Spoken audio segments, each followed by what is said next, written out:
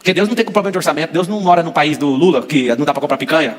Eu fiquei chocado, porque a gente foi enganado aí pela pseudociência. A vida inteira que era o mais forte dos espermatozoides que conseguia vingar e vir aqui na Terra, né? Foi descoberto agora há poucos dias que isso não é verdade. Que o segredo não tá no mais forte, é o óvulo que escolhe. Então, quando a Bíblia fala há milhares de anos que desde o ventre da sua mãe você foi escolhido, selecionado. Peraí, então nós estamos relacionando os escolhidos contra os mais fortes? Não são os mais fortes que sobrevivem, são os que se adaptam. E os escolhidos, eles têm um negócio chamado adaptabilidade. Eles conseguem se adaptar porque eles sabem que de qualquer jeito o negócio vai acontecer. Que é o seguinte, o sonho do meu pai era que eu fosse funcionário público. Hoje 12,6 milhões de pessoas no Brasil são funcionárias do governo em uma das 3 esferas. 54 até 56 milhões de pessoas no Brasil hoje estão dependendo do Bolsa Família. 53 milhões são dependentes de alguma forma abaixo dos 18 anos de idade. 43 milhões de pessoas, aproximadamente, são empreendedores ou trabalhadores fichados. E aí você soma isso aí tudinho, vai dar uns 203 milhões de pessoas. O que eu quero te mostrar com isso?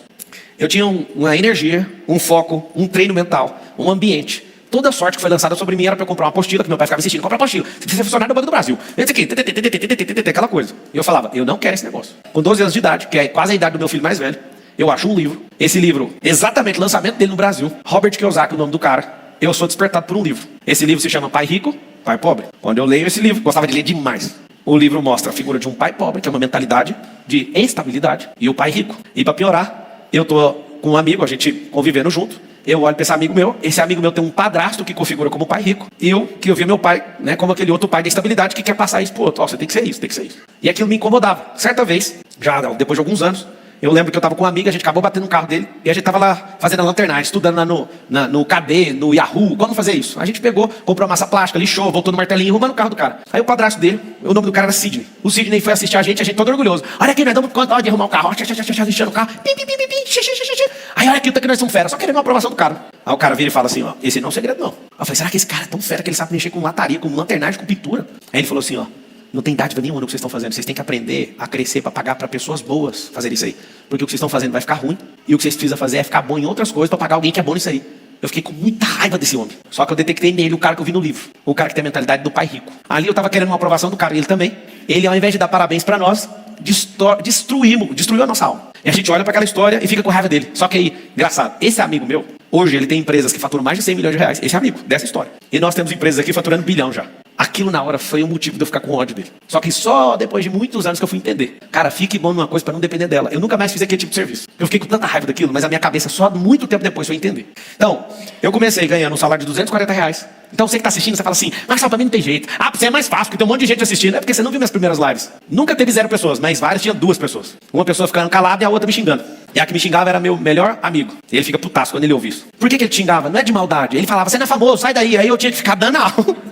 E ele quase me convenceu. Eu olhava, assistia aquilo e eu ficava vendo um comentário só dele e o outro em silêncio. O outro assim, o que está acontecendo? E eu, não, porque isso e aquilo. Aí eu via 2 pessoas e um mexendo no saco. Eu tendo que lidar com aquele amigo e assistir no outro caladinho. Eu falava, eu vou continuar pelo que está calado. E quando num sábado desse trem deu 15 pessoas. Não, eu vou confessar para vocês, eu pirei. Tem um vídeo, depois se puder achar o vídeo, não der para mostrar hoje, mostra amanhã um vídeo de eu falando 15 pessoas no sábado. Eu nunca esqueço daquele dia. Eu falei, cara, 15 pessoas parando aqui para me assistir. Fiquei maluco. Mas aí que tá a grande verdade. Nunca foi sorte.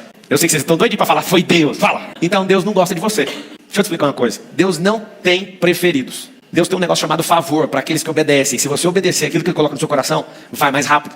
Tem pessoas que estão assistindo agora e elas podem ser abençoadas para sempre. Só que elas não vão ser abençoadas por quê? Porque ela não dá conta de sintonizar na frequência. Vocês nunca mais vão esquecer desse rádio aqui, ó. Presta bem atenção. Esse rádiozinho aqui pode mudar a sua vida. Por quê? Porque aqui, ó, você só vai pegar a estação que eu tô falando se o seu cérebro entrar na mesma estação. Por que muita gente ouve então não prospera? Porque não consegue entender. Ou seja, você pode estar ouvindo o ruído, mas não consegue entrar na frequência. Já viu quando você está trocando de rádio? Aí começa. Tem gente que tá quase falando, não consegue. Aí continua mexendo o saco e trocando de estação. Por que tem gente que tá me ouvindo agora e não tá entendendo nada? Porque eu tô na FM e a pessoa tá na AM. E a pessoa não entende o que tá acontecendo. Uma pessoa perguntou ali, como assim frequência? Mas como assim? Todas as coisas são frequência na Terra. Tudo. Luz é frequência. Som é frequência. Vento é frequência. Eu amo voar a primeira vez de helicóptero com a pessoa. Vai chegando perto da serra, eu já aviso. O helicóptero vai tremer. Ai, meu Deus. Aí eu falo, você já andou de barco? Já navegou com barco? Já. Não vem uma onda? Aí o barco não faz assim? A onda tá aqui também, só que ela é no ar. Então vai bater na serra, vai jogar uma onda pra cima e a gente não está vendo. Só que o helicóptero vai dar uma balançada. Engraçado. Se não avisa, a pessoa dá um sustão. Se avisa, a pessoa, ela antecipa aquilo, configura aquilo. E na hora que passa, já tá avisado. Quando você começa a explicar o que é turbulência pra pessoa e se bater até num gelo, pra quem não sabe, no ar tem gelo. Placa de gelo. Placa. A gente bate com o avião no gelo, o avião tá de boa, continua. Aí você fala, cara, mas é tão seguro assim? É muito seguro, você tem que ver as pancadas que o avião leva. Ele tá lá e continua firme. Agora o desespero em não saber faz seu cérebro ficar imaturo. Aí você pensa, cara, o que essas pessoas têm que eu não tenho? Eu posso enumerar pra vocês. Essas pessoas descobriram certas coisas na vida e foram profissionalizando essas coisas. E ao profissionalizar essas coisas, alguma coisa foi mudando, porque ela foi amadurecendo, ela foi parando de pensar certas coisas e começou a pensar outras. Ela parou de dar ouvido para certas pessoas e começou a ouvir outras. Elas começaram a fazer perguntas ao invés de ficar afirmando. E aí o que acontece? Você vai aprender aqui, ó. Todos vocês estão me assistindo, todo mundo. A diferença de um bilionário e de um mendigo nesses requisitos é zero. Os dois têm a mesma coisa. Fala assim, ó. Eu tenho recursos naturais suficientes para prosperar. Vou testar então. Tem sangue aí, pelo menos 5 litros aí, rodando aí na máquina? Tem? Tem gordura? Bastante. Fala todo mundo assim, gordura é ouro para quem vai prosperar. Como assim? Deixa eu te explicar. Se você um dia for fazer uma prova gigante de ultra distância e não tiver gordura, você vai ter problema. Eu programei para fazer isso agora, antes de virar essa década, que é atravessar o Canal da Mancha nadando, 33 km. Dá para fazer em 12 horas de nado. Só tem um problema, tem que fazer exatamente na data que uma corrente marítima já te tira. O que é o Canal da Mancha? É da França para Inglaterra. Então você vai atravessar um canal, Canal da Mancha. Esse Canal da Mancha, 33 km, é conhecido como o Everest nadando. O Everest tem 8.849 metros de altura, de pico, e esse tem 33 km de nado. Só tem um problema. Do jeitinho que eu tô aqui, eu ganho hipotermia. Do jeito que você tá aí, Diego, você fica com hipotermia e morre. Você vai ficar 12 horas numa água gelada. Aí o que você tem que fazer? Você tem que engordar para aumentar, e essa taxa de gordura sua talvez tenha que triplicar. Pra você sobreviver. Óbvio, você tem que gordura é importante. Gordura é um sistema de defesa. Só que se você não usar para queimar ela, ela vira um sistema contra você, ela fica mais pesada. Então, olha que loucura. Todo mundo tem sangue aí, pelo menos 5 litrinhos rodando. Tem gordura. Gordura é para queimar. Olha que loucura. Tem situações que se você não tiver gordura, você morre. E é interessante que no mundo financeiro é assim, no mundo mental tudo, precisa um pouquinho de gordura para sobreviver. As maiores ofertas que Deus pedia no passado era o quê? Gordura. Se você for pegar em Isaías, está escrito um versículo que no final dos tempos Deus vai preparar. É um negócio até para mexer com a cabeça do religioso. É Isaías 25:6.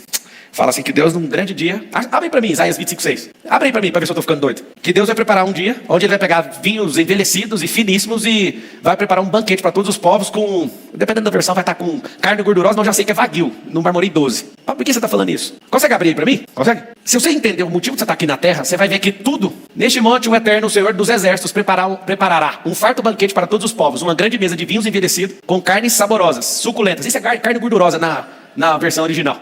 E muitos vinhos finos. Aí eu te pergunto, olha o que é a cabeça de alguém que é religioso. Fabiano, né? A gente veio da mesma escola e tal. As pessoas, elas falam, vinho é pecado. Jesus bebeu, o primeiro milagre foi multiplicar vinho. Vou te explicar só uma coisinha aqui. Era água e multiplicou para vinho. Se fosse pecado, Jesus ia estar cometendo seu primeiro pecado, certo? Ou então induzindo a vários beberem e vários pecarem. Mas você está falando que não é pecado? Fala você com base em Isaías 25:6, já que você é o bichão. Eu vou ler de novo. Neste monte, o eterno Senhor dos Exércitos preparará um farto banquete para todos os povos. Uma grande mesa de vinho envelhecido. Eu fiquei imaginando ele falando, esse vinho aqui é lá da época de Canaã, quando Moisés estava chegando. E esse aqui é lá do Éden, esse vinho aqui eu guardei com cordeiro, assim. Você imagina esse dia. Ai, Marcelo, eu odeio vinho. Problema é seu, tem gente que não come carne. Você tem que o pessoal é complicado, né? Marcelo, cada um faz o que quer. Engraçado, mas vai chegar o dia que vai ter a carne Marmoreio 12, vaguio. Certeza que é vaguio. Por que você acha que é vaguio? Porque se é vinho envelhecido, fino, a carne tem que ser a melhor de todas, né? Porque Deus não tem problema de orçamento, Deus não mora no país do Lula, que não dá pra comprar picanha. A parada é o seguinte, eu acabei de te mostrar uma coisa, que dependendo do seu contexto religioso, a sua mente foi configurada para não desfrutar de uma coisa que o Deus vive a fazer nos últimos dias. Nos últimos dias, diz o Senhor dos Exércitos, eu vou preparar um banquete para todos os povos e vou servir vinho finíssimo. Aí alguém fala, não, mas eu acho que é suco de uva. Nossa, quando falou envelhecido. Se esse aprendizado fez sentido para você, imagina o que o livro pode te ensinar. O link está na descrição. Não perca essa oportunidade.